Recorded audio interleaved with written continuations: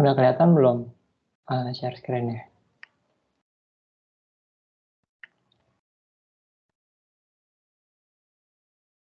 Halo, apa suara gue nggak kedengeran? Aman kok, Ndra. Oke, halo semuanya. Kenalin, gue Andra. Di sini mau tutor AKL 1, AKL lanjutan untuk UAS. Jadi soal yang kita akan bahas hari ini adalah soal UAS angkatan tahun 2018. Gitu. Tapi setahu gue soalnya itu nggak jauh beda dengan yang angkatan gue dulu. Jadi bisa dan cukup relevan. Tuh. Oke, kita mulai aja. Nanti kalau misalnya ada yang mau nanya, langsung aja bilang. Dan nanti mungkin kan ini soalnya kayak agak simple gitu. Nah, nanti gue mungkin akan lebih kasih trik-triknya kali ya, atau key takeaways-nya. Oke, kita baca soalnya dulu. PT induk memiliki 70% kepemilikan atas PT anak. Nah, 1 Januari 2020, PT anak menjual obligasi kepada PT non-afiliasi dengan nilai nominal 5 miliar. Dan bunga kupon 8%. Ini stated interest-nya atau nominal interest rate-nya. Obligasi tersebut dijual pada harga 4 miliar 800 juta, dan akan jatuh tempo dalam 5 tahun. Bunga obligasi dibayar setiap tanggal 31 Desember, yang berarti ini bunganya itu dibayar secara annually. Pada tanggal 1 Januari 2021. PT non-afiliasi menjual obligasi PT anak kepada PT induk pada harga 4683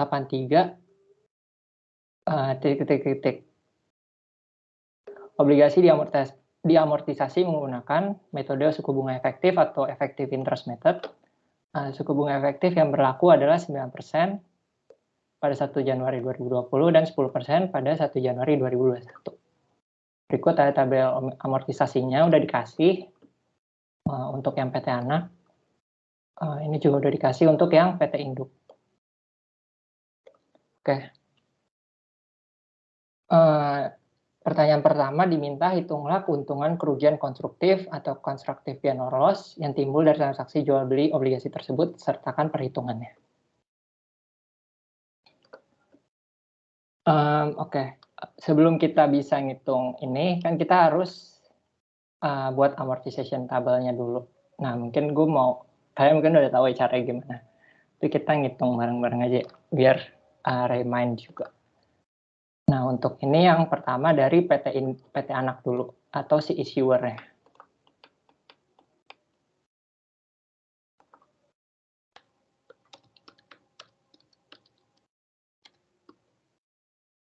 Atau penerbit. Nah, karena dia penerbit, karena ini yang nerbitin adalah PT anak, berarti ini transaksinya bersifat upstream.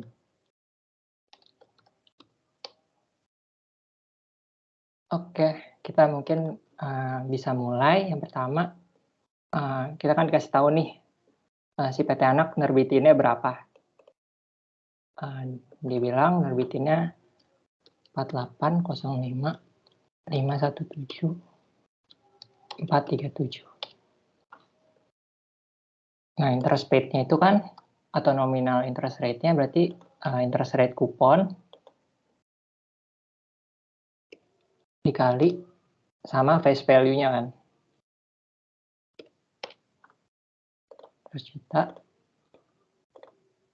Nah, ini untuk interest paid-nya. Untuk interest expense-nya itu kan, karena dia dibilang tadi dibayar setiap tanggal 31 yang berarti sifatnya annually, berarti effective interest rate-nya ini langsung aja nggak perlu dibagi-bagi lagi, karena dia udah per tahun. Tuh. Ini kalian bisa kunci.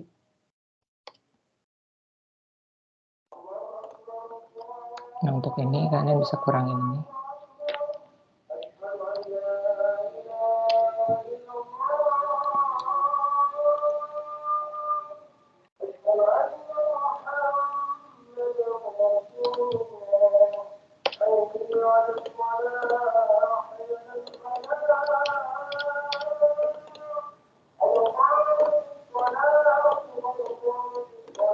Oke, ini udah selesai yang PT anak.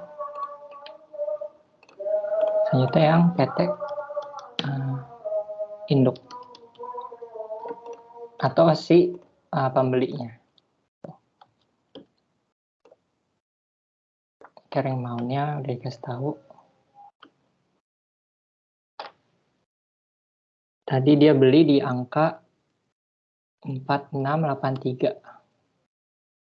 013455.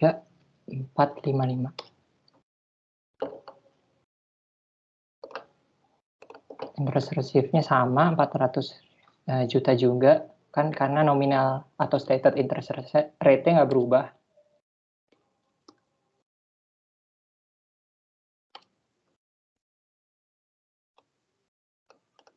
Oke, ini interest receive. Tadi kan interest paid, ini interest yang diterima. Untuk interest revenue berarti effective interest rate-nya, kan dia bilang kalau pas 1 Januari itu effective interest rate-nya berubah. Nah, jadi effective interest rate itu kan terus berubah ya, tapi di sini diasumsikannya konstan gitu untuk setiap bondnya. Tapi pas di 1 Januari berubah pakai yang 10%.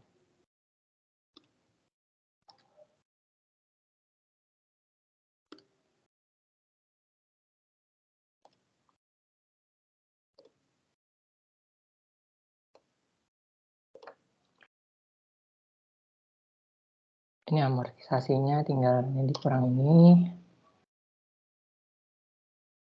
Terus ini, ditambah ini.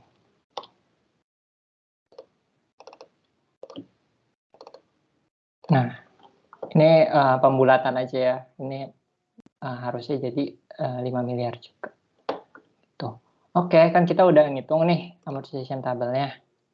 Nah, kita ke pertanyaan yang pertama, yaitu hitunglah keuntungan atau kerugian konstruktif yang timbul dari transaksi jual beli obligasi tersebut, sertakan perhitungannya. Nah, jadi untuk cari constructive gain atau loss itu gampang. Kalian masukin aja purchase price-nya berapa yang dibeli sama si affiliate-nya, baik itu nanti transaksinya downstream maupun upstream. Itu karena ini upstream berarti yang beli affiliate-nya itu adalah PT induk gitu, atau induknya atau parent-nya. Itu si parent kan beli 4683. Nah, kita bandingin sama si bond carrying amount-nya nih pada saat pembelian tersebut, yang dimana dibilang pembeliannya itu 1 Januari 2021. Nah, pada tanggal 1 Januari 2021 atau kita bisa bilang 31 Desember 2020 kan sama aja ya. Ini carrying amount ini baru 4838 gitu. Nah, berarti kita belinya lebih murah daripada yang seharusnya kan. Ya kan, walaupun minus berarti kita belinya lebih murah. Kayak misalnya kan kita punya utang nih. Kita punya utang di warung misalnya 5.000. Tapi kita bayarnya cuma 3.000 gitu. Berarti kita kan untung kan walaupun minus. Gitu.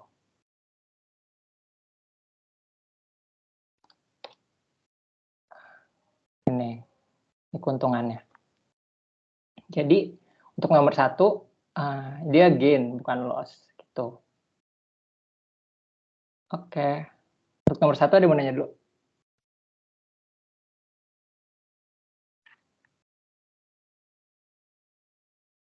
Oke, aman lah ya. Oke. Selanjutnya kita ke nomor 2, yaitu hitunglah constructive gain or loss yang direalisasi untuk tahun 2021 sertakan perhitungannya. Nah, ini jadi pengrealisasian ini ada 2, ada yang ditambah, ada yang dikurang. Pasti kalian bingung kan ya, kayak nggak pasti juga sih.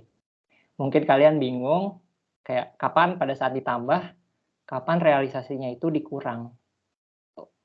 Nah, jadi untuk tahu, ini mungkin gue jelasin dulu sedikit. Untuk tahu kapan kita ditambah, kapan kita dikurang, itu kalian lihat dari transaksi pada saat si issuer ngejual sama transaksi pas dibeli sama affiliate-nya gitu. Nah, kalau misalnya nih transaksinya itu pas si issuer menjual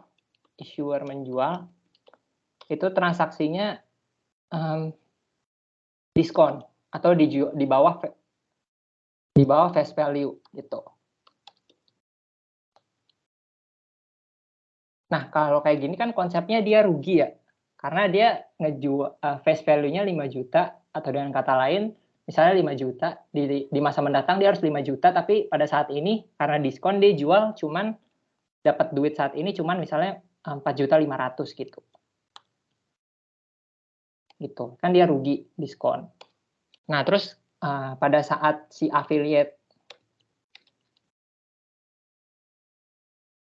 membeli, atau dalam kasus ini si parent membeli atau PT induk membeli, misalnya dia premium belinya. Atau dengan kata lain,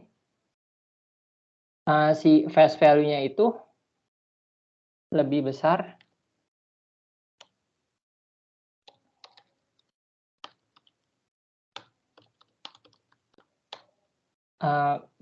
purchase price-nya itu di atas face value-nya gitu. Berarti misalnya dia beli 5,5 juta. Gitu. Nah, kalau kayak gini kan dia rugi juga ya.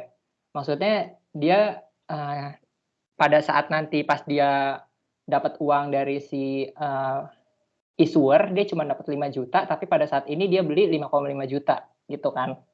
Nah, jadi dua transaksi ini rugi kan. Nah, makanya pas nanti di realize, dua-duanya itu ditambah gitu. Karena dua-duanya sama-sama rugi. Gitu. Nah, kalau misalnya salah satu, misalnya di sini kita ganti premium. Premium. Ya kan? Jadi dia di atas face value. Misalnya kita berarti pada saat ini si issuer nih misalnya nerima 5,5 juta, ya kan? Berarti dia untung dong. Kayak di masa mendatang dia cuma bayar 5 juta, tapi pada saat ini dia nerima 5,5 juta. Nah, tapi pas nanti dibeli sama si affiliate, dia premium juga, yang dimana dia rugi. Jadi karena ini untung, ini rugi, berarti dikurang. Gitu konsep gampangnya guys. Gitu, untuk nentuin apakah ini nanti dikurang atau ditambah gitu, untuk tahu konstruktif gain atau loss-nya.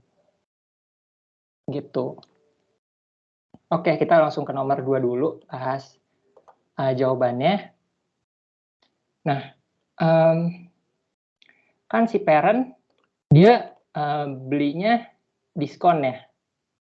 Maksudnya face value-nya 5 juta, tapi dia cuma beli 4.683, ya kan? Berarti dia diskon dong. Nah, berarti di sini kita masukin. Nah, sedangkan si subsidiary, dia jualnya diskon. Berarti dia pada saat ini cuma dapat 4805, tapi pada masa mendatang dia harus bayar 5 miliar gitu. Nah, berarti dia rugi. Nah, makanya ini sifatnya dikurang gitu. Karena yang satu untung, salah.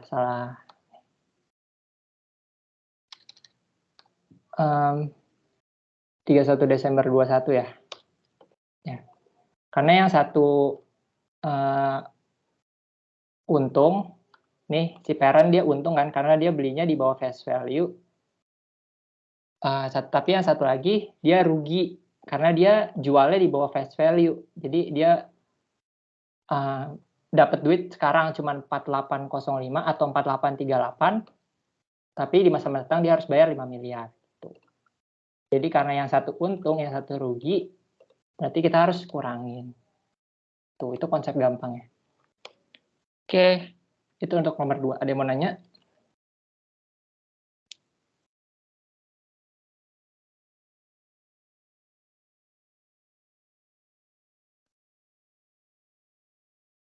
Aman ya? Oke, kalau aman. Oke, kalau aman berarti kita lanjut ke nomor 3. Yaitu buat jurnal eliminasi terkait transaksi obligasi untuk laporan konsolidasian 31 Desember 2021. Oke, ini jurnalnya udah ada. Sebenarnya jurnalnya kita lihat aja sih, ini kita eliminasi bondnya dulu, terus kita eliminasi juga investment kita di subsidiary bondnya. Gitu. Terus interest expense juga, pokoknya ingat aja bond payable lawan jurnalnya investment in subsidiary bond. Interest revenue lawan jurnalnya adalah interest expense gitu. Nah, sininya itu adalah gain on bond retirement. Kenapa masih akunnya gain on bond retirement? Nih, kan kita gain ya soalnya, makanya di sini gain. Kenapa akunnya masih gain? Karena ini masih tahun ke-1 gitu. Nah, nanti kalau misalnya udah tahun kedua, ini kita bukan gain lagi, tapi jadinya investment. Nanti gue coba tulis jurnalnya.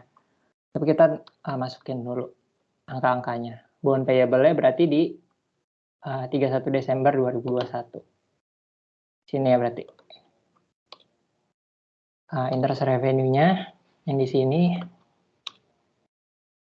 Gain on bond retirement-nya tadi kan bisa ngambil dari yang ini. Investment in subs-nya itu bisa ngambil dari yang ini. Interest expense-nya bisa ngambil yang 1 Desember 2021 yang ini. Seharusnya kalau kita iniin,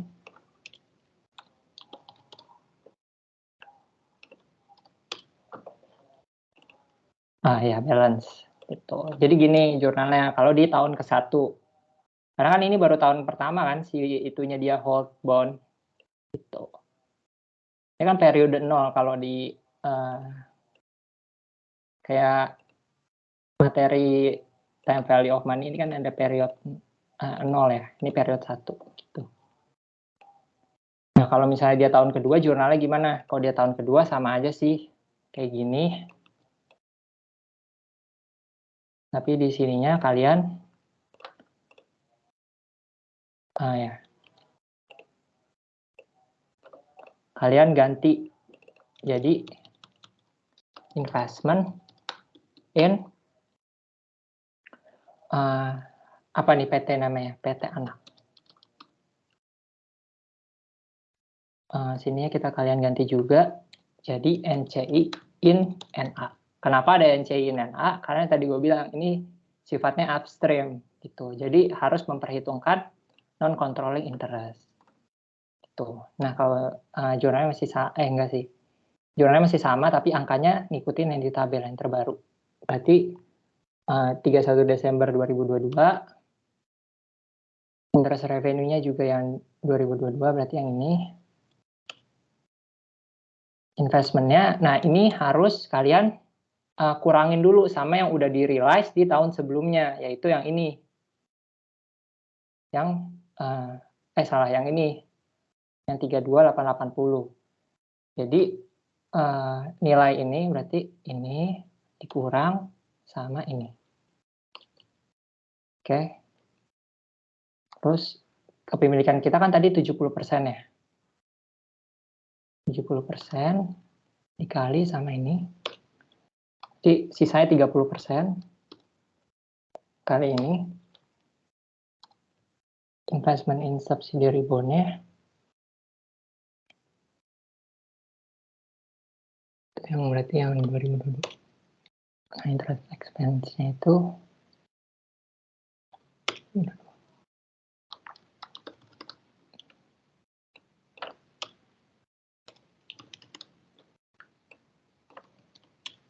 nah, balance kan? Gitu. Kalau untuk tahun kedua. Oke, gitu. Ada yang mau nanya dulu?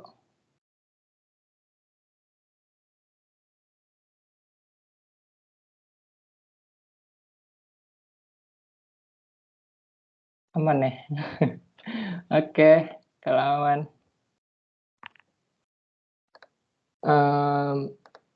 Ini mungkin agak gampang sih. Oke, lanjut.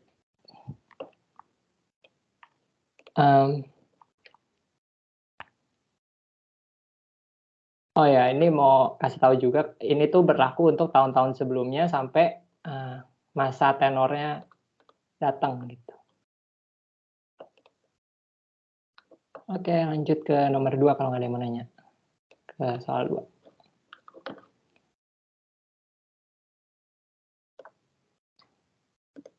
Oke. Pada tanggal 2 Januari 2019, PT PRI mengakuisisi 85.000 lembar dari 100.000. Ya. Dengan harga 425. Ini harga belinya, saldo ekuitas PT Sri Kandi sebelum akuisisi. Terdiri dari ini disebutin ada CS, ada APIK, ada RE, sama ini totalnya gitu. Nah, terus dikasih tahu juga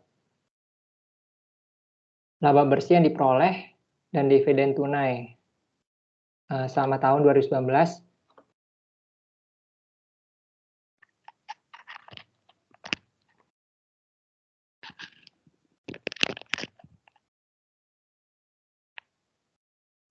Masing-masing sebesar 100 juta dan 40 juta. PT PRI menggunakan metode ekuitas atas investasinya di PT Sri Kandi. Pada tanggal 2 Januari, PT Sri Kandi melakukan transaksi terkait saham yang dimiliki. Transaksi berikut bersifat independen, jadi nggak terkait ya antara satu dengan yang lain. Oke, buat yang pertama, buat jurnal di pembukaan PT PRI pada 1 Januari 2020 terkait yang pertama penjualan saham PT Sri Kandi kepada pihak ketiga. Gitu. Oke, kita masukin dulu ke tabel ini. Untuk kalau soal kayak gini, tabelnya biasanya pakainya kayak gini. Nah, yang pertama kita masukin before-nya dulu yang gampang. Yang tinggal ngambil dari soal.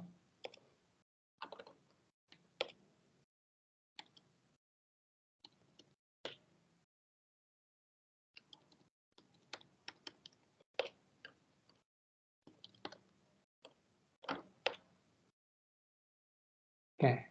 Nah, untuk persentase kepemilikan before kan, oh ya ini belum kita sesuaiin ya. Ini 300 juta, kita harus sesuaiin dulu ke tanggal transaksinya. Itu di 2 Januari 2020. Sedangkan ini kan saldo ekuitasnya itu per 1 Januari 2019. Kan? Berarti kita harus sesuaiin sama yang terbaru gitu. Nah, untuk sesuai ini kita tambahin sama NI dan dividennya. Tadi 300 juta.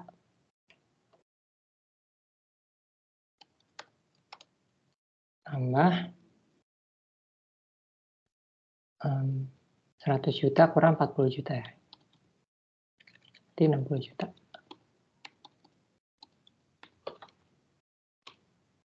Gitu ya, ini 360 juta.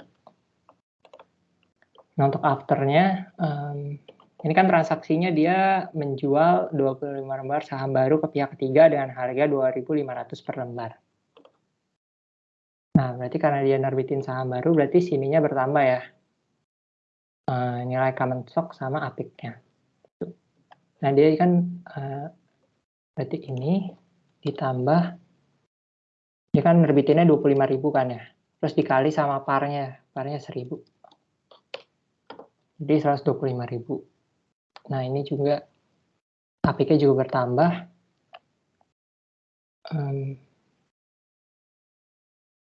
Tadi berarti harga jualnya 2.500 dikurang 1.000 parnya.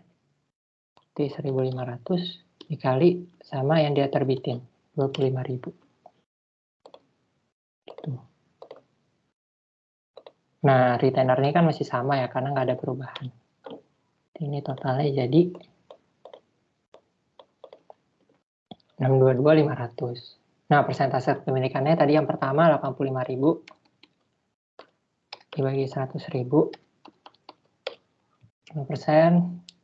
Terus persentase kepemilikan yang setelahnya, kan dia jual ke pihak ketiga, berarti terdelusi kan. 85.000 dibagi 100.000 ditambah 25.000.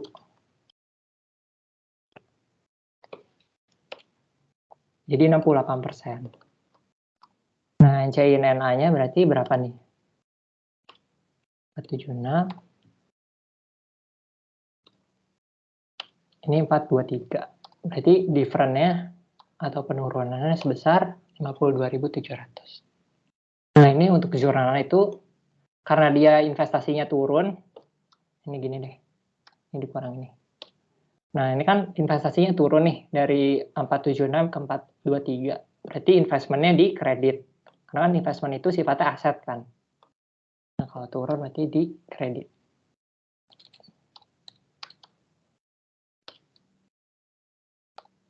Tuh. Oke, ini untuk yang A. Ada yang mau nanya dulu atau kurang jelas?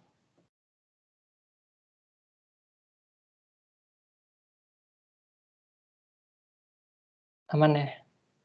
Oke, kalau aman gue lanjutin ya ke yang B. Transaksi yang B itu dia membeli kembali 35 lembar saham dengan harga 2.500. Jadi ini kan jatuhnya treasury kan?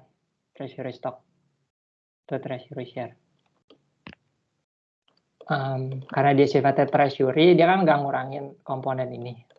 Jadi komponennya akan sama aja. Di sini bisa copy, ini juga sama.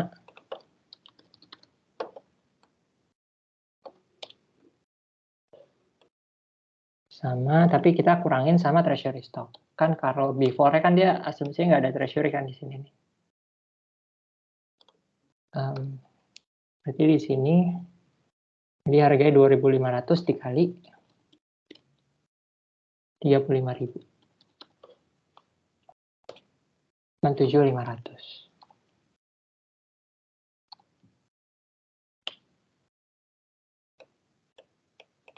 72.500. Persentase kepemilikannya yang tadi kan sebelumnya sama ya, masih 85% karena sifatnya independen. Oke, terus untuk yang afternya berarti itu caranya 85.000. Kan dia bilang belinya itu dari PT Peri ya. Berarti si parentnya itu yang dimana awalnya 85.000. Berarti dikurang sama 35.000. Dibagi 100.000 kurang 35.000. Oke, jadi 77%. Yang CINN-nya 476 363. Nah, ini kan terdelusi lagi ya. Turun sebesar 112 juta. Nah, untuk jurnalnya ini kayak gini, cash. Kita kan jual, kita kan dibeli ya sahamnya sama si PT Sri Kandi. Berarti kita dapat cash dong. Itu sebesar 87.500. Nah, investmentnya tadi sebesar yang terjadi penurunan. Dan sini adalah penambahan dari apiknya. Gitu. Oke. Udah untuk nomor B, ada yang menanya dulu?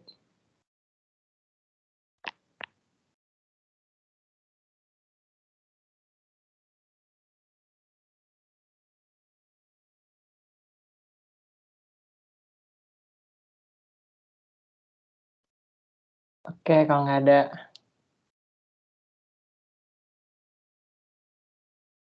Oke, gue lanjut ya ke yang nomor 2. Jika transaksi di poin A, penjualan saham baru PT Sri Kandi, yang berarti yang ini nih.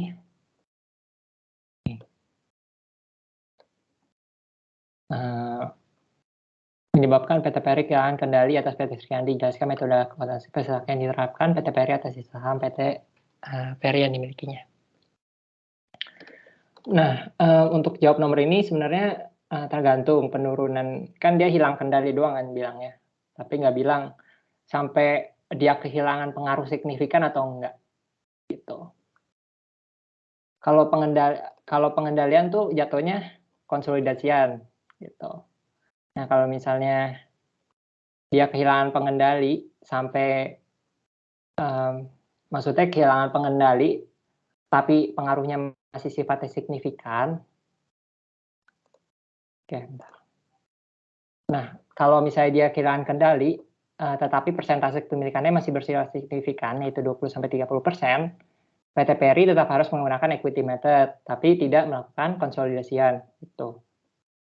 PSAK yang dipergunakan adalah PSAK 15 yaitu investasi pada entitas asosiasi. Tetapi apabila persentase kepemilikan PT Peri turun hingga tingkat yang tidak signifikan yaitu 1-20%, PT Peri akan mencatat investasi menggunakan fair value method yang dimana ada FVTPL atau FVOCI. PSAK yang diterapkan adalah PSAK 71 yaitu aset keuangan. Tuh.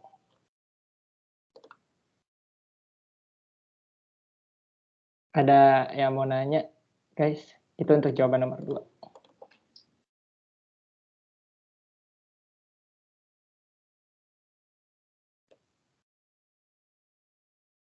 Oke. Gue lanjut ya. Kalau ada yang mau nanya atau gue kurang jelas, bilang aja ya guys. Oke, gue lanjut nomor 3. Ini agak banyak sih emang soalnya. Oke, gue lanjut nomor 3.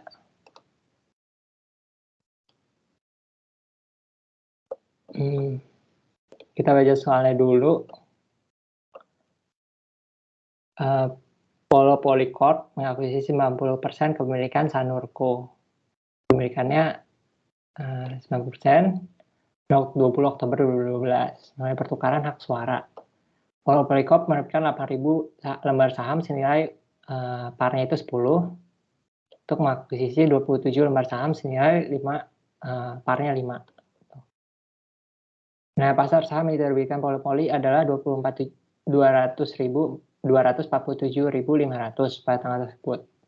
Nilai wajar kepentingan non pengendali adalah 27.500. Neraca saldo kedua perusahaan pada tanggal 31 Desember 2012 adalah sebagai berikut.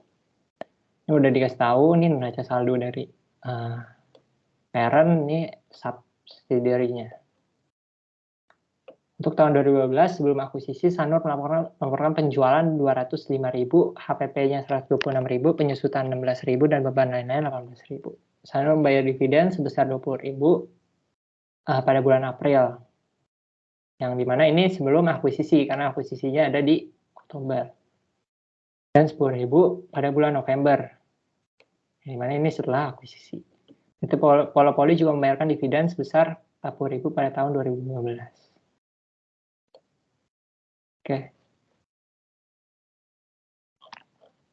Oke, terus kita dia menggunakan metode ekuitas dalam akuntansi atas investasi di Sanur. Pertanyaan pertama, berikan semua entry jurnal yang dicatat oleh Polo Poly selama 2012 yang terkait dengan investasi di Sanur.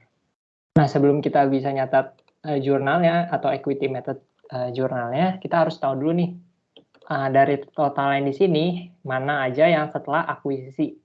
Karena kita hanya boleh mencatat nilai-nilai yang terjadi setelah akuisisi. Itu yang sebelum kita nggak boleh catat. Karena yang sebelum itu udah dihitung dalam nilai wajar si perusahaannya. Jadi kita nggak perlu ngakuin lagi di jurnal equity. Itu. Karena udah dimasukin ke nilai wajar si perusahaannya. Ketika yang fair value consideration given sama yang fair value consideration given versus fair value dari perusahaannya. Gitu. Oke, kita nentuin dulu. Kita masukin datanya. Nah, di sini 205.000. HPP-nya 126.000. Terus penyusutan depresiasinya 16.000.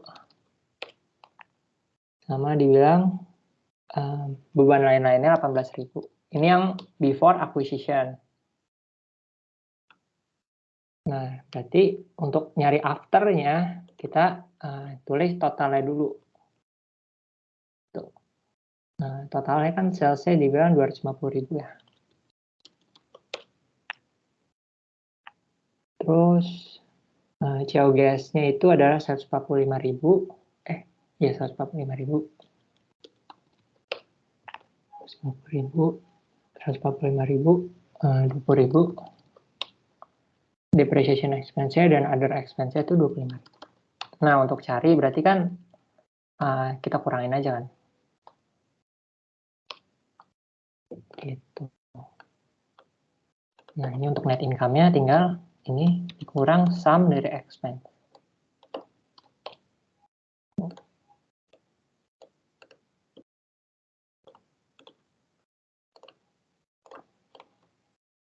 Ini kita udah dapet ini. Nah, untuk catatan aja, kalian jangan lupa juga tulis dividend declare ya, karena itu akan berpengaruh juga.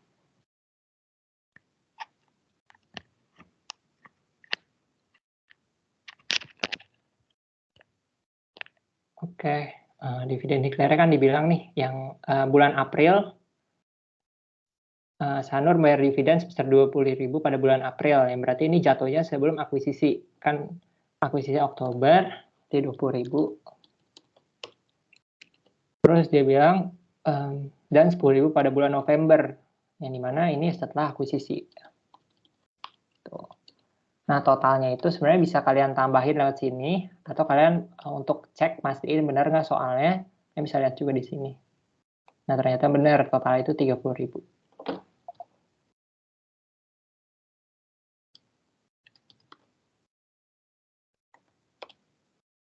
Oke, kan kita udah nentuin ini, kita bisa buat jurnal equity-nya. Tuh. Yang pertama kita jurnal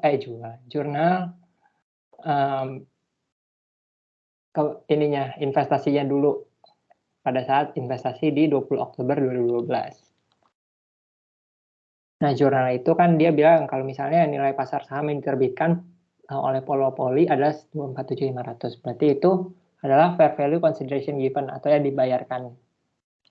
247.500.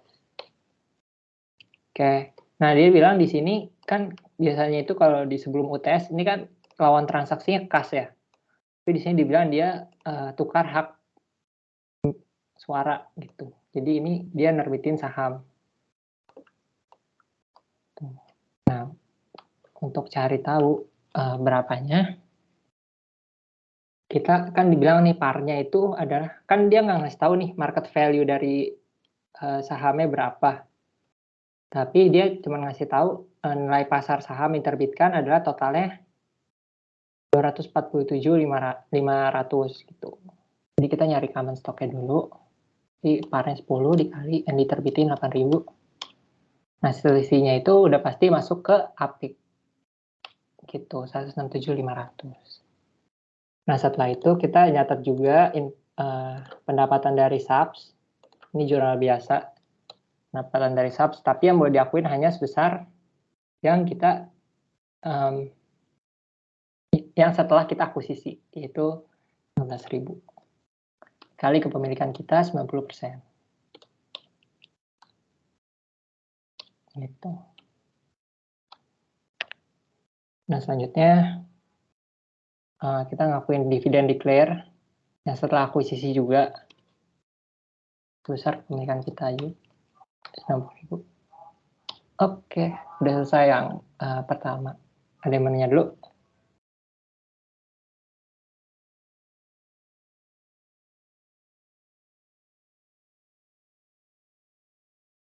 Aman ya? Oke, kalau aman, gue lanjut. Lanjut ke nomor 2. Berikan entry konsolidasi yang diperlukan pada tanggal 31 Desember 2012 untuk menyusun laporan keuangan konsolidasian. Oke, sebenarnya entry-nya ini yang ini. Tapi sebelum itu kita harus kan nutup kan. Nutup ini nih yang akun-akun income statement. Ini ke book value-nya. Ke RE, nutup ke RE. Gitu. Makanya kita perlu jurnal ini juga. Gitu.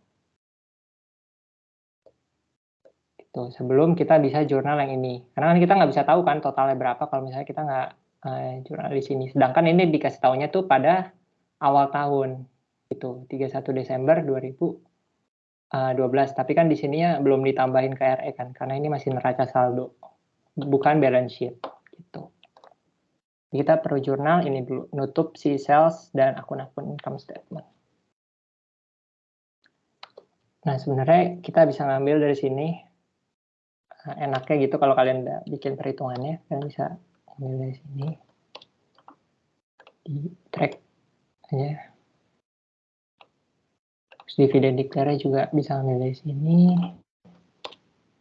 Nah, berarti kan ini yang masuk ke retain earning berarti ya nggak dibagiin.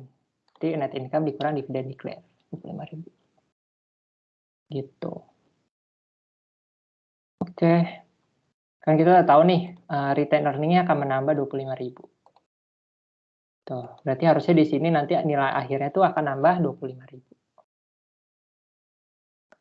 25.000. Pertama dia bilang kalau misalnya retain earning awalnya itu adalah sebesar 100.000. Common stock-nya 150.000. Ini tadi 90% kan ya kepemilikan kita dibilang. Oke.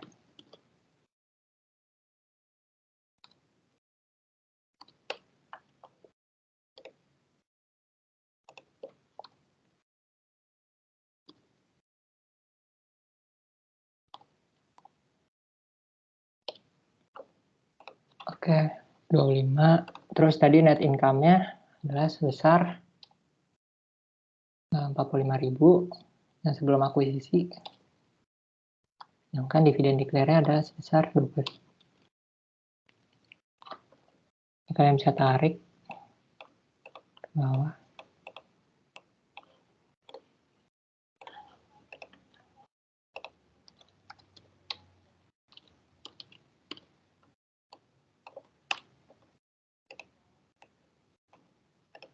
Oke, nah 247.500. Berarti ini nggak ada diferensial ya, karena pas akuisisi book value-nya itu adalah 247.500. Gitu. Kan kita beli 247.500 kan. Kita beli 247.500 dan book value-nya adalah 247.500. Itu jadi nggak ada diferensial. Oke, terus ini yang setelah akuisisi. Setelah akuisisi berarti kita masukin yang ini. Net income sama dividen declare. Ini. 10.000. Oke. Oke.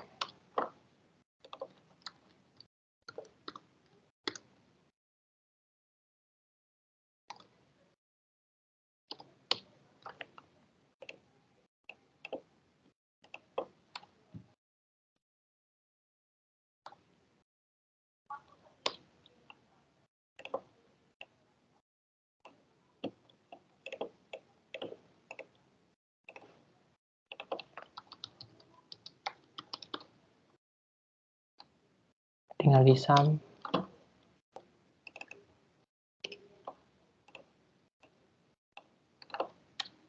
Oke.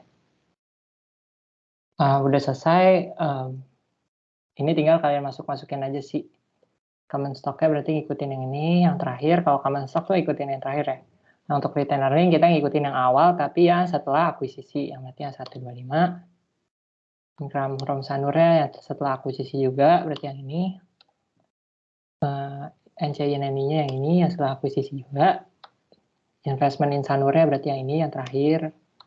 NCI-nya yang ini, yang terakhir juga. Dan yang terakhir adalah dividen declare-nya, yang setelah akuisisi. Yang 10.000. Saya kita balance check. Kita ngelakuin balance check. Untuk tahu benar nggak jurnal kita. Benar. Balance. Gitu. Oke. Kak, mau tanya Kak. Oh ya. Itu yang sales kenapa jurnalnya 205.000 ya? Yang awal-awal. Kenapa pakai yang before acquisition? Oh ya. Karena di nomor 2 itu. Ini ya. Iya. Oke. Iya. Karena kita kan mau nutup sales-nya ini kan untuk tahu book value pada saat tanggal akuisisi gitu. Jadi ini kita perlu untuk nutup ini. Ini kan kalau kalian lihat nih kayak jurnal penutup gitu kan. Salesnya didebitin, terus beban-beban kan harusnya akun normalnya di debit tapi dikreditin semuanya. Terus dividen declare sama return earning gitu. Nah jadi ini kita pengen tahu untuk nutup ini, untuk transaksi yang ini nih, untuk masukin ke sini. Gitu, untuk ditutup, untuk tahu pada saat tanggal akuisisi. Gitu, book value pada saat tanggal akuisisi. Jelas nggak? Kalau nggak jelas nggak apa-apa bilang aja lagi. Tanya aja. Oh jadi kayak kita kayak nge-eliminasi gitu kayak? Iya, untuk masukin ke RE sini nih.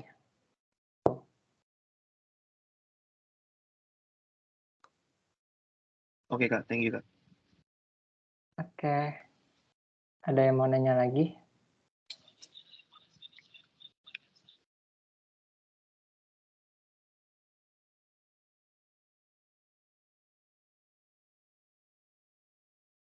Oke, kalau nggak ada kita lanjut ke nomor 4.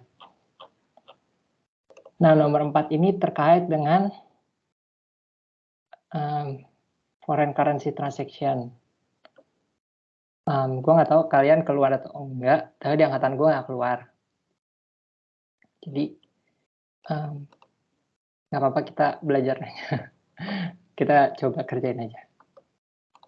Oke, oh ya, by the way ini soalnya salah ya, gue salah copy soal.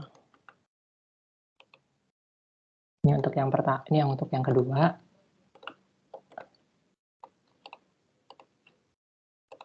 Ini untuk yang pertama.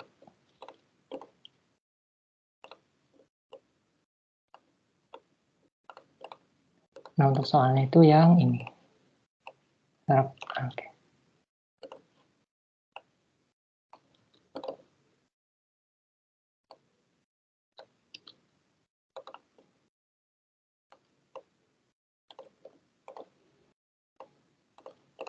Oke. Kita baca soalnya dulu. Glossy Shipping merupakan perusahaan AS. Ini kita lihat dulu nih. Untuk tahu functional currency-nya apa. Ini penting untuk tahu kalian functional currency-nya apa. Pengimpor dan pengekspor. Berikut adalah beberapa transaksi dengan perusahaan asing. Glossy menjual blue jeans kepada importir Korea Selatan pada tanggal 15 Januari seharga 7.400 saat nilai tukar ini exchange rate-nya dengan Korea Selatan 0,185. Pembayaran dilakukan dalam dolar. Tuh. Nah, jadi si ininya udah otomatis nerima dolar gitu dari si yang beli. Dilakukan pada tanggal 15 Maret saat nilai tukar 0,180. Nah, karena dia udah beli dia akan nerima dalam dolar, jadi dia nggak perlu berubah apa-apa, cuma perlu jurnal kayak biasa aja gitu. Jadi kan dia pertama nih ngejual di tanggal 15 Januari, berarti dia jual persediaannya di account receivable.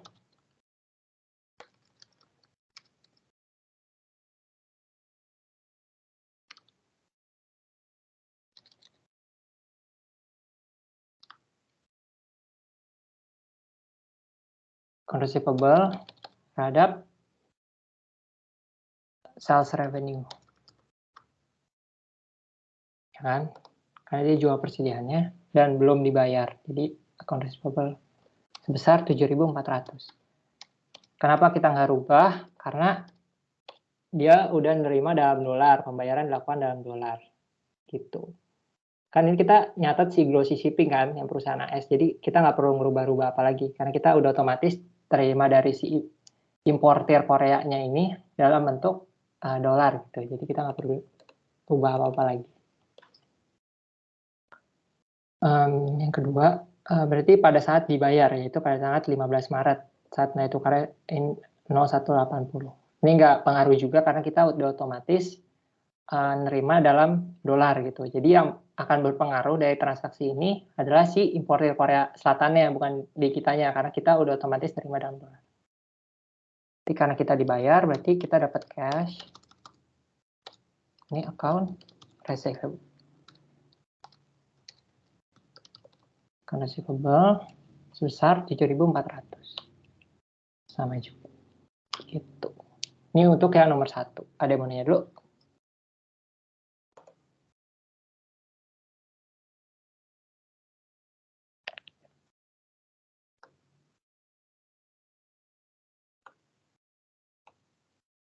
Oke, aman ya. Oke, gue lanjut ke transaksi yang kedua. Ini pada tanggal 8 Maret, Glossy membeli barang wall dari Inlandia seharga 7.000 euro. Nilai tukarnya 1 euro tuh 0,622 pada tanggal 8 Maret. Tapi nilainya adalah pada saat pembayaran dilakukan pada tanggal 1 Mei. Tuh. Oke, yang pertama kita jurnal pada saat pembeliannya dulu. Pada saat pembelian inventory-nya, berarti kan jurnal inventory terhadap account payable kan. Karena kita beli. Jadi kita punya utang karena belum dibayar. Nilainya itu sebesar spot rate-nya. Itu 0,622. Itu 7.000 kali 0,62. 354. Oke. Ini untuk jurnal yang pertama pada saat kita melakukan transaksi pembeliannya. Nah, yang kedua pada saat membayar. Nah, pada saat membayar ini kita nggak bisa langsung kreditin cash. Kayak misalnya AP terhadap cash, nggak bisa. Karena cash kita itu mata uang dasarnya adalah US dollar. Jadi kita nggak bisa langsung debit AP terhadap cash. Jadi kita harus beli dulu dong foreign currency unit. Kita harus tukeran dulu nih. Kasarnya kita ke apa sih yang buat nukar uang itu? Ya tempat buat nukar uang. Gitu. Foreign currency unit kita butuh uang foreignnya dulu, uang Irlandia ini, euro. Kita butuh euro. Kita beli euro dulu, berarti ke foreign tempat buat nuker itu. Foreign currency unit terhadap cash, karena kita kan beli kan.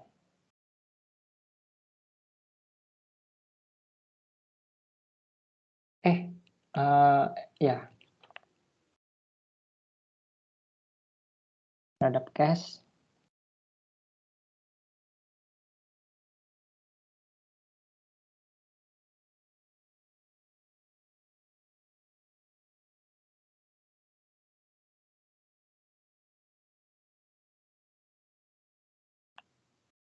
Oke, sorry.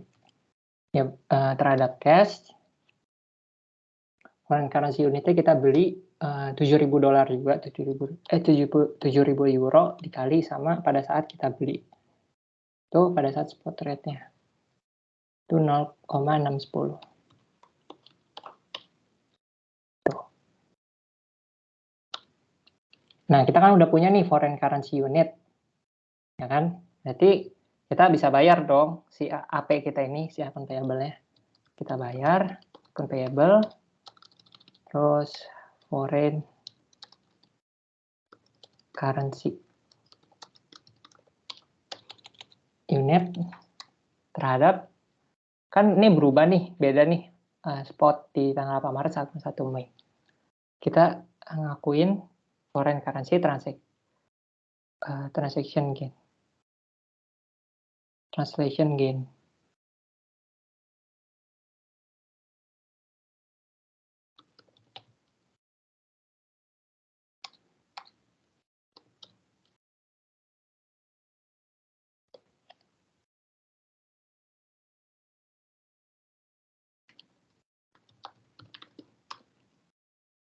Ya.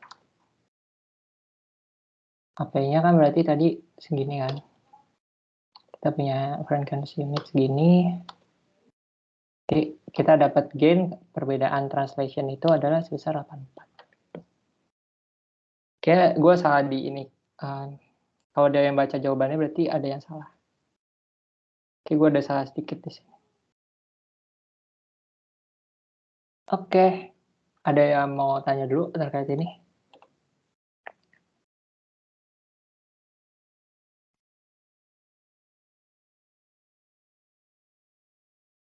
Oke, kalau aman. Jadi ini kita beli dulu foreign currency-nya, terus baru bisa kita bayar. Karena ada perbedaan rate-nya, kita masukin ke foreign currency translation. Gitu.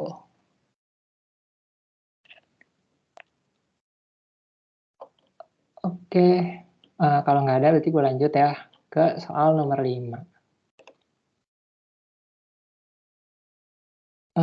Kita baca dulu soalnya. Pada 1 Januari 2000 X0, Venezuela mendirikan Sandwich yang berlokasi di Singapura dengan investasi awal Singapura dolarnya 60.000. Raja percobaan Sandwich dalam negeri pada 31 Desember 2010 ada sebagai berikut. Ini neracanya. Beberapa informasi tambahannya kasih tahu.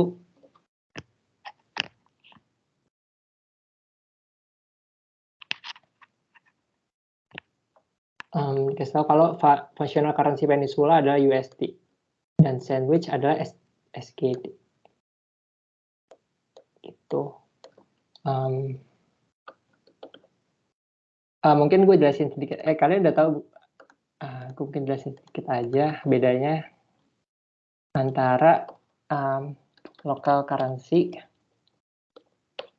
functional currency sama parent currency, si parentnya itu atau yang operasi di luarnya itu. Nah, jadi kalau local currency itu yang beredar di negara tersebut gitu. Mata uang yang beredar di negara tersebut. Berarti kalau misalnya local currency Indonesia adalah rupiah.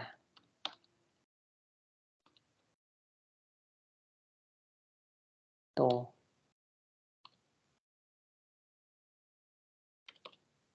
Kalau functional currency adalah mata uang yang sering digunakan oleh perusahaan tersebut untuk bertransaksi. Saya dia mayoritas transaksi menggunakan euro, tapi dia perusahaan Indonesia, tapi karena bahan bakunya cuma ada di misalnya tadi di Irlandia, berarti dia transaksi seringnya pakai euro, berarti functional currency-nya adalah euro. Gitu. Walaupun dia ada di Indonesia yang sering digunakan.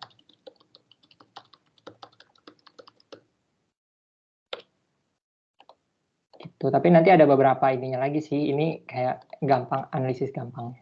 Ada beberapa kriteria lagi. Dan parent currency ya lokasi parentnya berada gitu, tergantung lokasi parentnya di mana.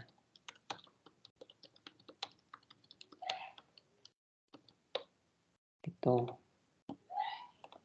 Nah, kalau dari biasanya itu lokal, functional dan lokal ini sama, tapi nggak menutup kemungkinan berbeda.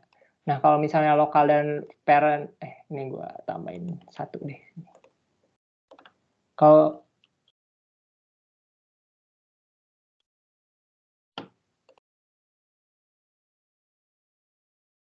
Kalau lokal dan biasanya sama, tapi kalau misalnya ternyata beda, ini kita ngelakuin yang namanya remeasurement. Gitu. Kalau misalnya ternyata beda. Nah, kalau beda berarti kita melakukan remeasurement. Nah, kalau misalnya sama berarti kita nggak perlu melakukan namanya remeasurement. Tuh.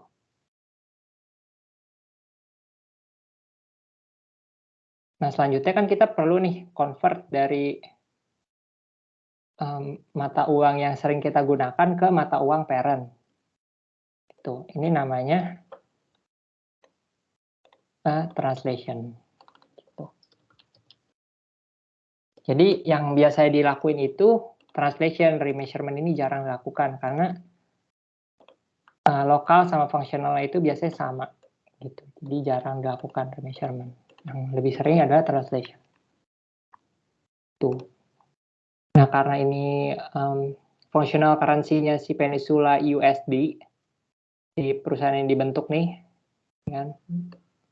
USD, yang berarti kan di Singapura lokal currency-nya pasti USD juga kan. Berarti kita nggak perlu melakukan namanya remeasurement. Gitu. Yang kita hanya, yang kita, salah. Sisa di sini kan SGD. Yang dimana di Singapura ini yang berlokasi di Singapura. Yang dimana Singapura ini lokal currency-nya udah pasti SGD juga dong. Nah, jadi kita nggak perlu yang namanya melakukan remeasurement. Gitu. Tapi karena misalnya si parent-nya ini, si peninsulanya ini USD, berarti kita perlu lakukan yang namanya translation. Gitu.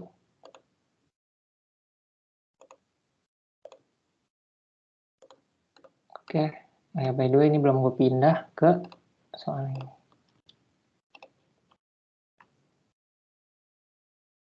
Pembelian inventory berlangsung secara merata sepanjang tahun. Inventory pada neraca ada pembelian terakhir yang dibeli pada tanggal 1 November. Ini dikasih tahu tanggal terakhir pembeliannya. Equipment disusutkan dengan menggunakan metode garis lurus dengan masa manfaat 20 tahun tanpa nilai sisa. Equipment diperoleh pada tanggal 1 Januari 2000 X0. Dividen diumumkan dan dibayar tunai pada tanggal 1 November 2000 X0. Data mengenai exchange rate sama 2000 X0 sebagai berikut. Nah, yang kita udah dikasih tahu data ininya exchange rate-nya. Terus kita pertanyaan pertama, lengkapilah schedule transaksi untuk Stanwix Corp pada 31 Desember 2020 sebagaimana terlampir. Ini gue udah masukin lampirannya, jadi tinggal masukin aja rate-nya gitu. Nah, ini gue kalau translation sebenarnya gampang. Kalau translation itu kalian ingetnya kalau akun-akun balance sheet atau ya akun balance sheet itu udah pasti pakai closing atau kita sebut current rate. Gitu. Itu akun-akun balance sheet. Baik itu mau pakai fair value maupun pakai baik itu moneter, non moneter, terus pakai fair value atau historical cost, itu dia pakai closing atau current rate. Nah, kalau akun-akun yang di income statement, dia pakainya average. Tuh. Nah, kalau misalnya akun-akun terkait dengan dividen, kalau dividen ini dia sifatnya spot rate atau pada saat dividennya itu dibagikan gitu. Pada saat dividennya dibagikan. Terus kalau untuk akun-akun apa tuh namanya? Ini lebih ke aset ya. Kalau misalnya akun-akun aset dan liabilitas. Kalau akun-akun yang ini apa nih? Ekuitas atau equity. Dia pada saat historical. Itu pada saat biasanya pendirian. Gitu. Ini balance sheet, yang masuk balance sheet di sini adalah aset dan liability. Tuh. Ini biasanya kalau translation ini kayak gini. Kalau remeasurement sebenarnya kurang lebih sama sih. Tapi dia bedain terkait moneter dan moneter account. Nah, itu kalian bisa baca lebih lanjut. Oke, kita berdasarkan ini. Berarti kan ini akun-akun balance sheet nih. Cash, AR, receivable from Peninsula, inventory, PPE. Nah, ini kan akun-akun balance sheet nih. Berarti kita bisa pakai yang closing atau current rate. Closingnya itu di 31 Desember. Gitu. 0,8.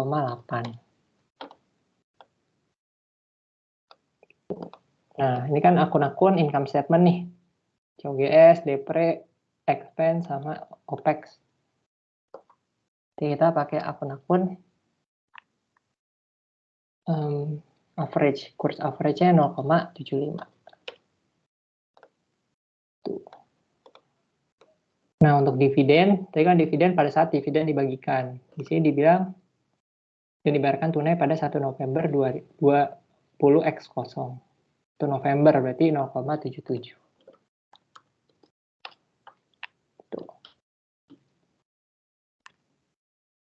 Selanjutnya, ini kan akun balance sheet juga nih. Tapi ini kontra aset tetap masuk. Jadi dia pakai closing rate yang 0,8. Second payable dia juga masuk ke ini. Payable. Nah, untuk common stock itu seperti gue bilang, akun-akun equity itu historical. Itu biasanya pada saat pendirian. Dibilang pendiriannya pada 1 Januari 2000X0.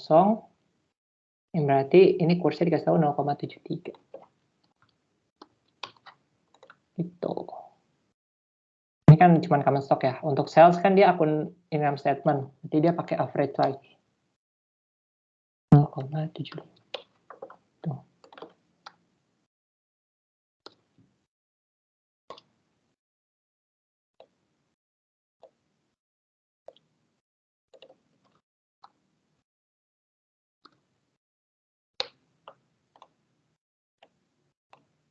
Nah, ini kan beda nih antara ini dengan ini. Nah, itu nanti yang akan menjadi jawaban nomor 2. Itu buatlah journal entry untuk transaction adjustment tersebut. Nah, untuk jurnal ini, kalau mungkin gue bahas sedikit ya bedanya transaction adjustment di remeasurement sama translation.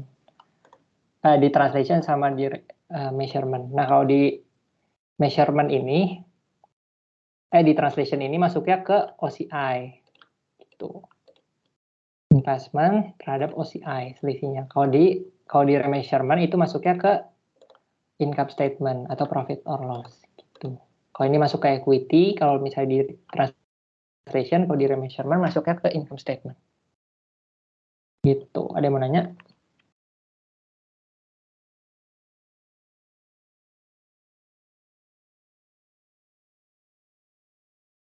Aman? Atau bingung?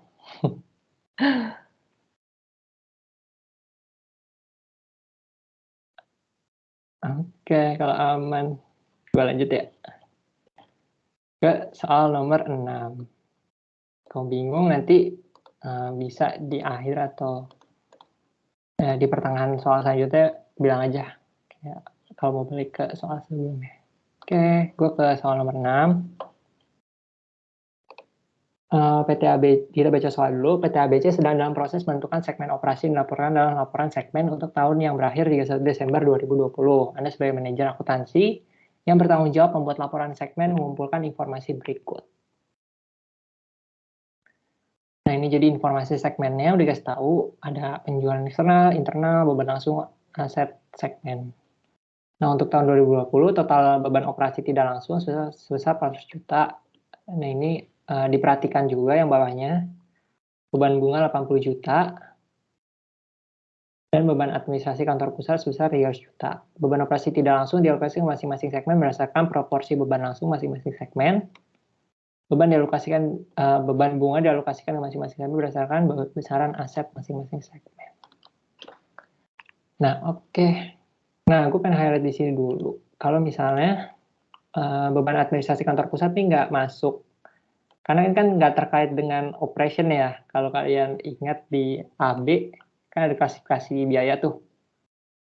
Nah, ini kan masuknya nggak terkait dengan manufacturing. Jadi nggak bisa kita masukin ke perhitungan. Gitu. Oke. Kita diminta tentukan segmen operasi mana yang dilaporkan dalam laporan segmen untuk tahun yang berakhir 31 Desember 2020. Tunjukkan tes-tes yang dilakukan. Tuh. Oke. Jadi untuk menentukan segmen operasi ini ada sebenarnya 2 tes, yang 10% sama yang 75%. Tapi yang 10% ini ada 3 sub tes gitu. Jadi sebenarnya nggak ditentuin kalian mau yang mana, tapi sebaiknya ngelakuin 3-3-nya. Karena terkadang misalnya di sini dia nggak masuk, tapi di sini masuk. Gitu. Oke, ini gue udah masukin data-data di sini. Untuk tes yang pertama itu revenue test. Nah, di sini itu pendekatannya eksternal dan internal. Tuh, untuk total penjualannya kalian tinggal tambahin aja.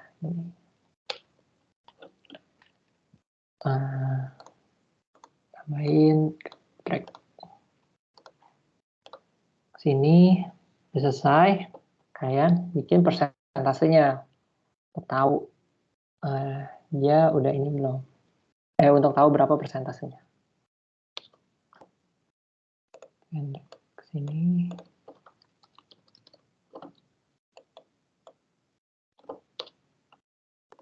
Oke. Nah, kita nentuin nih. Saya bisa 2, bisa kayak gini. Atau kalau kalian manual, bisa juga kalian bikin threshold. Saya kan thresholdnya 10%.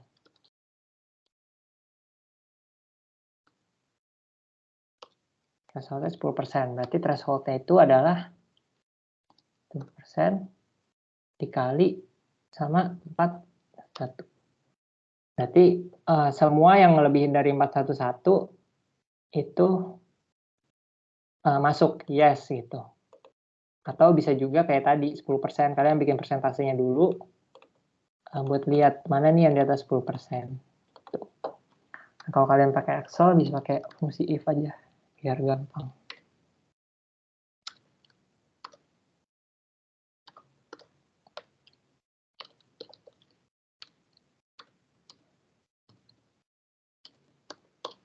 Salah. Tuh, kalian tinggal drag. Oke, kan kita udah tahu nih untuk tes yang pertama itu segmen operasi yang yes itu ada yang F, ada yang G, ada yang I, nah sama yang I. Gitu. Nah ini untuk tes yang pertama. Nah untuk tes yang kedua, kita yang terkait dengan profit or loss test. Nah untuk profit or loss ini kan kita mau ngitung nih profitnya berapa. Nah jangan lupa perhitungin juga nih yang total beban operasi tidak langsung, beban bunga, gitu. Jadi kita harus masukin juga ke sini. Nah untuk beban operasi tidak langsung dialokasikan ke masing-masing segmen berdasarkan proporsi beban langsung masing-masing segmen, gitu. Jadi untuk ini kalian bisa kayak gini. Ini dibagi sama ini, kalian bisa Fn terus dikali sama total yang 400 juta ya. 16. Bisa drag total 400 juta. Nah untuk beban bunga dibilang beban bunga dialokasikan masing-masing segmen berdasarkan besaran aset masing-masing segmen. Ini kan asetnya di sini nih, atau kalian bisa lihat di sini. Sama caranya, ini F4 dikali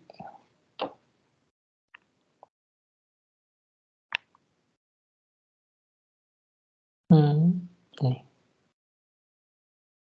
Beban bunganya tadi dibilang 80 juta.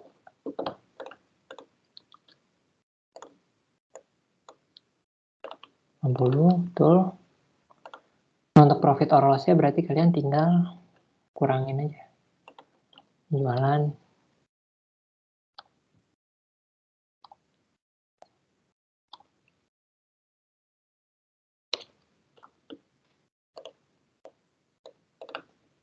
Nih, oke. Nah, untuk profit or loss test ini kalian perlu nyari absolute profit dan absolute loss-nya. Tuh, untuk nentuin base yang mana. Yang paling besar adalah yang menjadi base-nya. 7.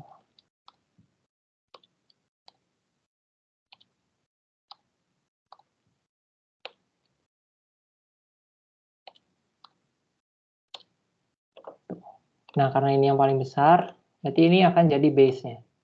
Base untuk ngitung percentage-nya.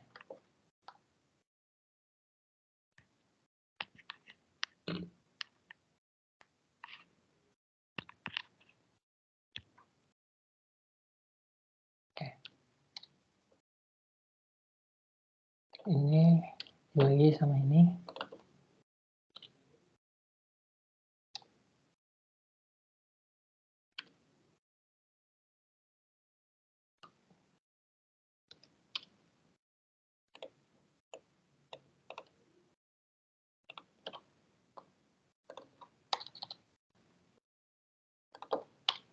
Gitu. Ini emang nggak 100% karena kan kita kayak 66 kita ngambil dari sini juga kan. Tapi 146 ini adalah cuma total dari sini, tapi kita ngambilnya dari sini juga. Jadi totalnya nggak mungkin 100%. Itu pasti lebih besar. Sama kayak tadi, kita bisa pakai rumus if.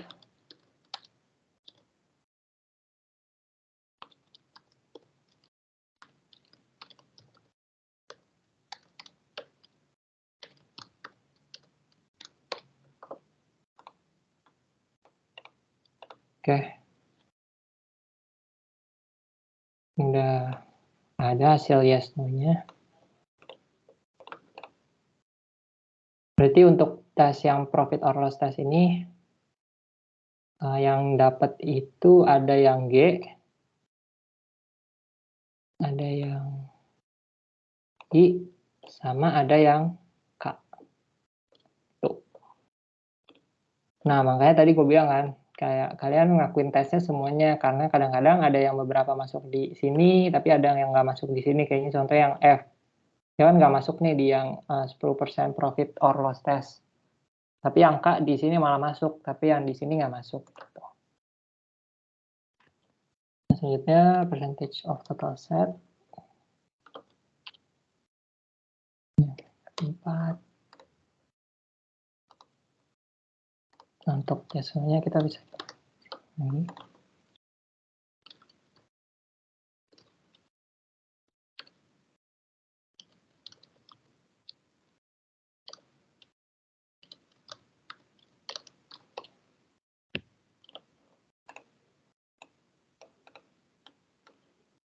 Tuh.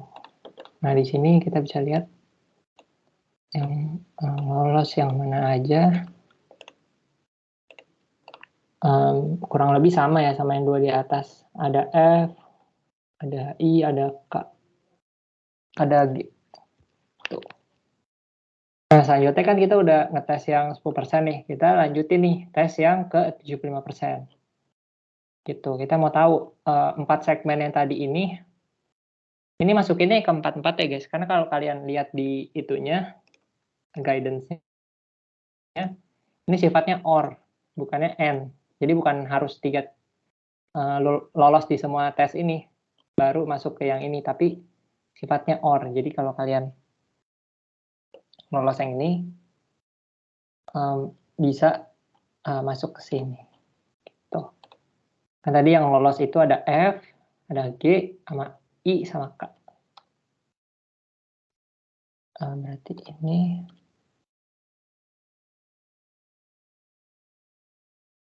oh ya, untuk yang 75% ini eksternal aja ya. Internal nggak masuk. Penjualan eksternal.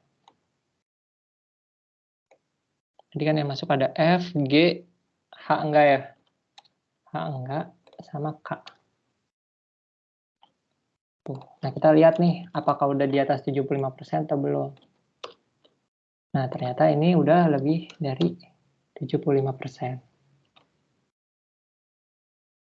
Gitu. Berarti kita nggak perlu nambah lagi operating segmennya.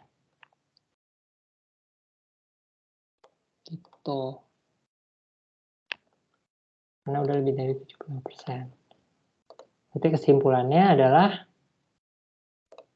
segmen operasi yang terpisah adalah F, G, I, dan K, sedangkan segmen H dan J digabung dengan nama other segment. Gitu. Oke, ada yang mau nanya dulu?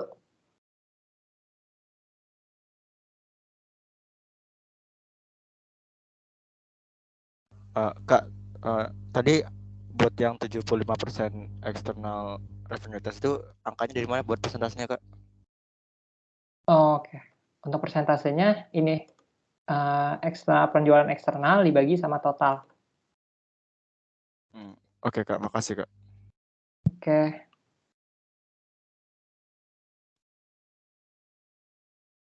Ada yang nanya lagi?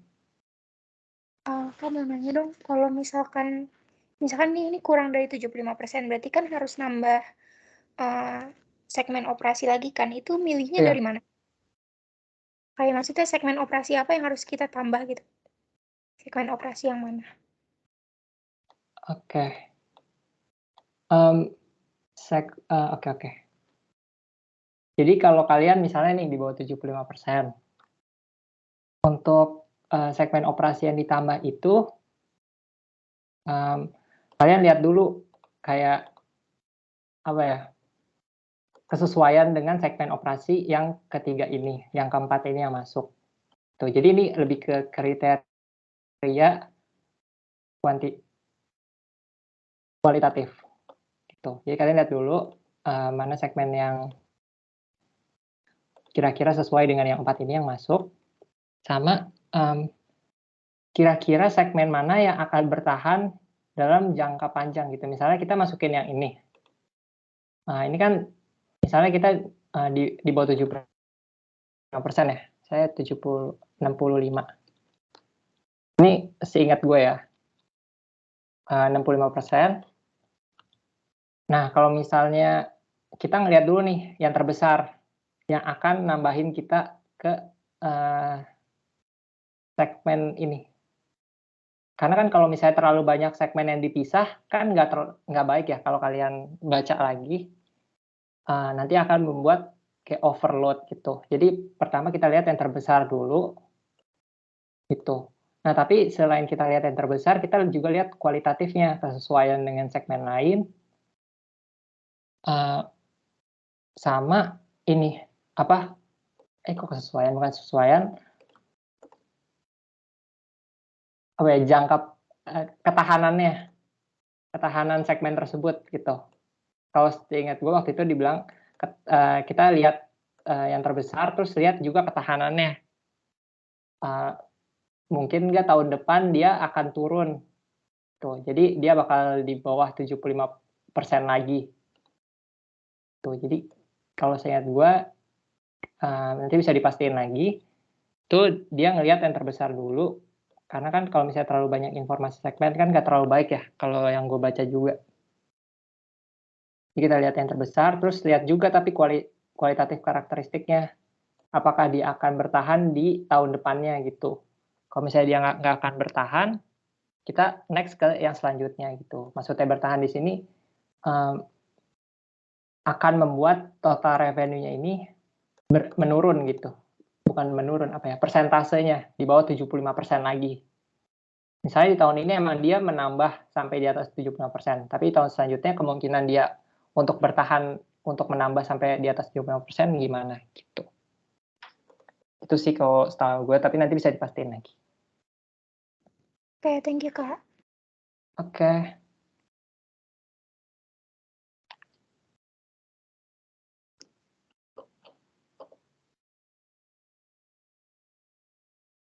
Oke, lanjut. Ada yang nanya lagi nggak? Oke, kalau nggak ada berarti kita lanjut ya ke yang soal 7. Selanjutnya PTA, PTB, dan PTC membentuk suatu perjanjian kerjasama dengan memiliki PT XYZ. Perjanjian ini bertujuan untuk membangun dan mengoperasikan fasilitas penyulingan minyak bumi yang siap digunakan 1 Januari 2019. Modal yang dikeluarkan masing-masing pihak untuk membangun fasilitas sebesar persentase kemenangan tersebut adalah 40%, dan 20%, dengan total biaya 5 miliar. Anggaran dasar PT XYZ menyebutkan segala aktivitas relevan PT XYZ harus disetujui setidaknya 90%. PTA, PTB, dan PTC wajib menyuplai minyak mentah yang diproses di fasilitas penyulingan. PTA, PTB, PTC juga wajib membeli kembali output untuk kemudian dijual pada pelanggan masing-masing. Harga jual yang diberikan PT XYZ pada PTA, PTB, dan PTC diatur sedemikian rupa marginnya sehingga dapat menutupi biaya operasi. PT XYZ dapat memproses minyak bumi mentah dari suplai lain maksimal 10% dan harus memperoleh izin dari PTA, PTB.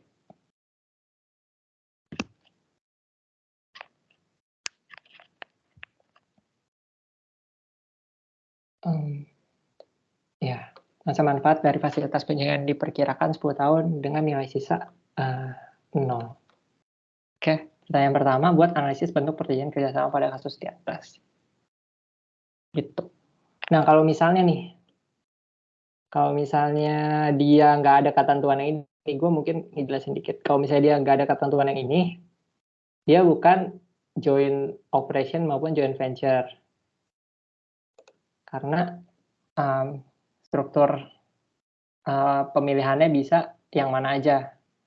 A sama C, B sama C, itu lebih dari 50% komposisinya gitu. Oke. Analisis bentuk perjanjian kerjasama di atas termasuk dalam joint operation. Kenapa? Karena maupun dia ada separate vehicle nih yang ini, si PTA, PTB, dan PTC wajib membeli output dari PT XYZ.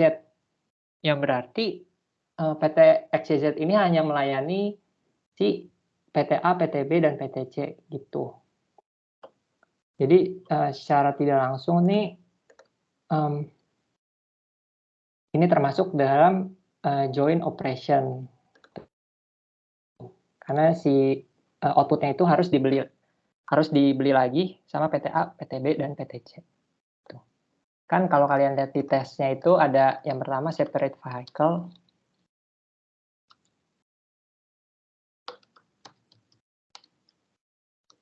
Ada separate vehicle atau enggak? Kalau ada berarti kan joint venture. Terus yang kedua, ada yang bilang pengakuan legal atau kayak komitmen gitu ya, kalau nggak salah.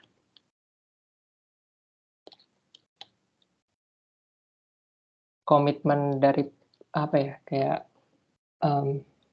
komitmen ini untuk menanggung aset dan kewajiban. Ini masuknya ke joint venture kalau kayak gini. Terus dan kriteria terakhir tuh yang kayak kriteria lain, other circumstances. Other kriteria itu yang tadi, yang kayak misalnya dia beli lagi atau enggak gitu. Kayak nanti gua copy mungkin ke sini kriteria-kriterianya. Itu kalian mungkin juga udah tahu. Oke. Untuk nomor 2, bagaimana perlakuan akuntansinya? Karena ini sifatnya joint operation, berarti dia ngakuinnya seluruh aset, liabilitas, pendapatan, dan beban dari PT XYZ sesuai kontribusi dan proporsi mereka masing-masing.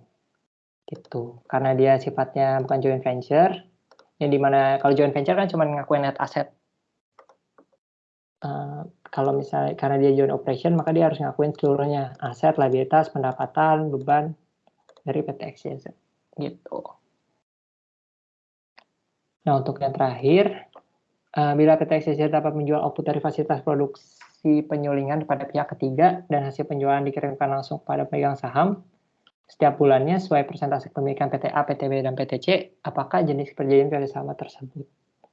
Gitu. Nah, kalau misalnya kayak gini, ini termasuk dalam joint venture, hasil karena PT XYZ pada soal didiskusikan bahwa PT XYZ dapat menjual output produksi pada pihak ketiga. Selain itu disebutkan juga bahwa pembagian hasil penjualan berdasarkan persentase kepemilikan, sehingga tidak seperti joint operation yang memperhitungkan kontribusi dari setiap pemilik. Gitu. Nah, jadi kalau di joint operation ini dia memperhitungkan juga kayak berapa sih klien yang lu bawa ke perusahaan gitu. Itu di joint operation diperhitungkan. Kalau di joint venture enggak. Gitu. Berdasarkan pendapatan totalnya aja. Kalian udah ini ya. Nanti kalian mungkin bisa lihat contoh soal joint operation. Karena nanti mungkin aja keluar. Gue juga kurang tahu.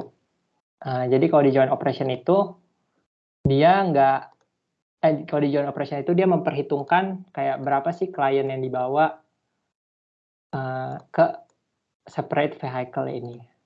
Tuh. Tapi karena di soalnya ini dibilang berdasarkan hasil penjualan langsung pada pemegang saham berdasarkan persentase kepemilikan, berarti dia kan nggak memperhitungkan tadi tuh yang kayak joint operation. Yang apa tuh berapa klien yang dibawa ke perusahaan. Jadi ini termasuk ke joint venture gitu. Ada yang mau nanya?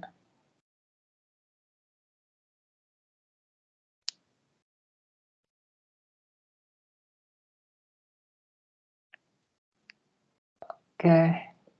Nanti gue ada, kalian mungkin udah ada juga ya yang kriteria-kriteria ini. Kalian bisa baca lagi, tapi kurang lebih kayak gitu. Dan nanti kalian bisa juga, gue nggak tahu sih keluar atau enggak, tapi takutnya keluar. Kalian bisa juga baca soal-soal terkait dengan joint operation ini, yang soal perhitungannya. Gitu. Oke, lanjut ke soal terakhir. Itu soal 8. Terkait dengan akuntansi syariah. Oke.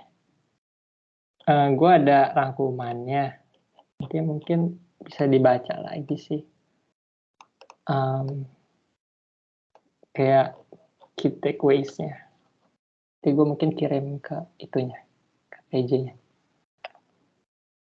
Oke, untuk soal 8 kita akuntansi syariah yang bagian 1. PT Berkah membuat perjanjian dengan Bank Syariah Nusantara BSN pada tanggal 2 Januari untuk memperoleh sebuah rukan dengan nilai akad 2 miliar. Nah, pada 3 Januari dia membangun dengan bantuan kontraktor. Biayanya adalah sebesar 1,6 miliar. Biaya akad tanggung BSN sebesar 4 juta. Rukan diselesaikan pada bulan Desember 2020. Seluruh biaya pembangunan dibayarkan kepada kontraktor oleh BSN dan rukan diserahkan oleh BSN kepada PT Berkah. Rukan membayar harga rukan kepada BSN pada bulan Desember 2020 sesuai kesepakatan. Nah, jadi mungkin gue jelasin sedikit ya antara perbedaan mendasar antara bagian 1 dan bagian 2. Nah, jadi kalau di akad itu ada yang dari sisi input atau input mode.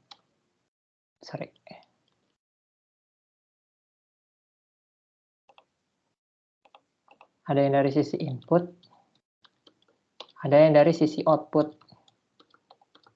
atau transaksi barang jasa, dan uang. Sama kalau dari sisi input ini kayak kontribusi modal. Kalau ini financing, ini operation gitu. Ini penjualan barang jasa, ini input kontribusi modal. Gitu.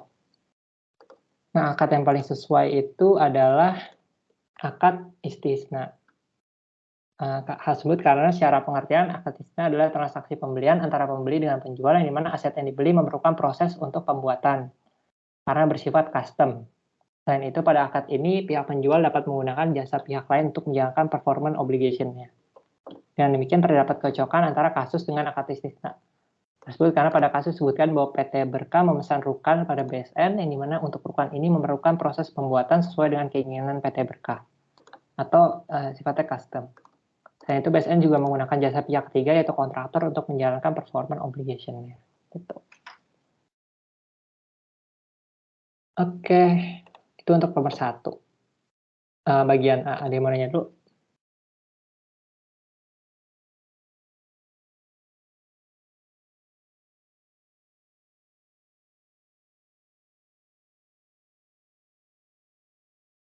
Oke, kalau nggak ada berarti gue lanjut ke bagaimana dampak transaksi tersebut secara laporan laba rugi BSN tahun 2020. Pendapatannya, kan tadi bilang pendapatannya adalah sebesar 2 miliar.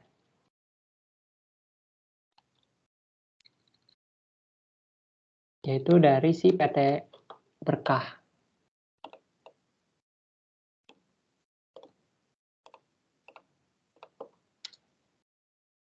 Nah, bebannya itu sebesar beban pembangunannya 1,6 miliar dan ada biaya akad.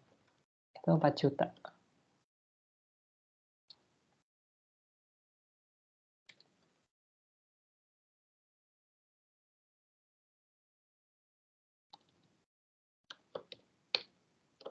Jadi profit istisnanya adalah sebesar 396 juta. Nah, pengakuan terkait ini itu bisa juga kayak percentage of completion. Jadi kayak misalnya tergantung si kontraktornya ini udah selesai berapa banyak pengakuannya. Gitu. Secara umum pengaruh di laporan laba ruginya kayak gini. Gitu untuk nomor 2. Oke, gue lanjut ke bagian B dulu. Ini kalau tadi udah dari sisi output yaitu barang jasa, transaksi barang jasa, ini dari sisi input yaitu sisi kontribusi modal atau financing.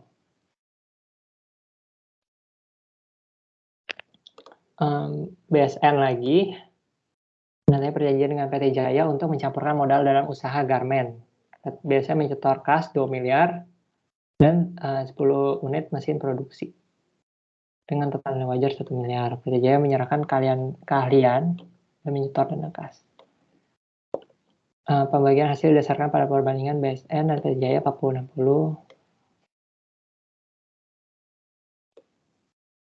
Sedangkan untuk kerugian ditanggung berdasarkan setoran modal. Dalam hal ini PT Jaya bertindak mitra aktif. Berikut ini laporan. Kasih tahu apakah akad yang cocok untuk transaksi di atas. Oke. Akad yang tepat adalah akad musyarakah. Ada satu lagi akadnya. Jadi kalau akad musyarakah ini selain berkontribusi dalam hal keahlian, si peminjamnya itu juga berkontribusi dalam hal modal gitu. Jadi nggak full dari si peminjam modalnya itu. Dengan demikian saya menjadi manajemen, PT Jaya juga menjadi investor. Hal ini membuat terdapat dua investor dalam kasus ini, yaitu PT Jaya dan PT BSM. Jadi yang paling tepat adalah akad musyarakah. Tuh. Nah, selanjutnya untuk yang nomor 2, bagaimana dampak transaksi tersebut terhadap laporan posisi keuangan BSN tahun 2020.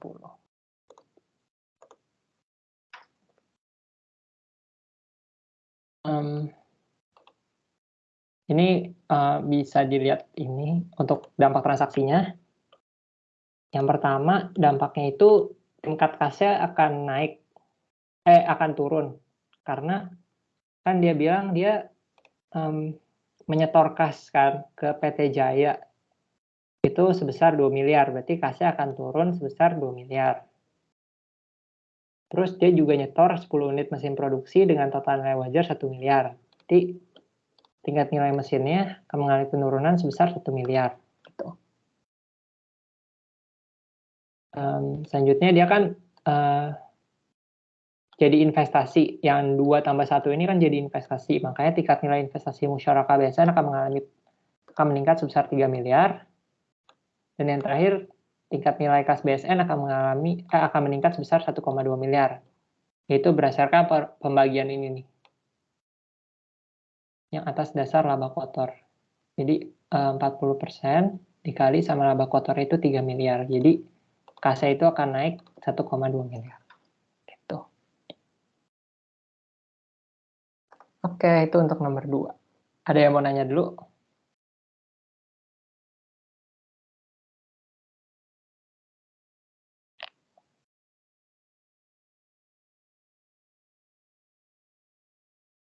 Oke, aman ya? Oke, kalau aman, ada yang menanya nomor-nomor sebelumnya?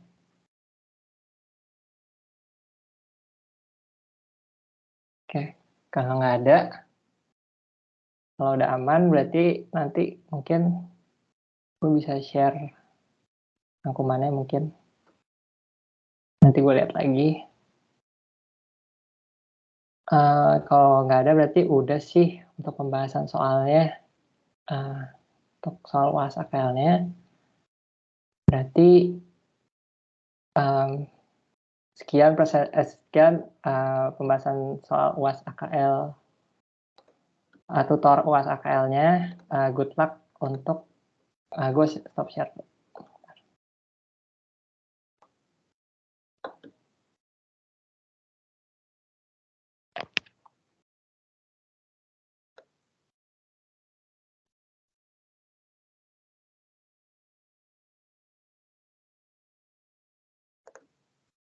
Oke. Oh, kalau udah berarti ya sekian tutor AKL-nya. Thank you yang udah datang. Good luck guys. UAS-nya.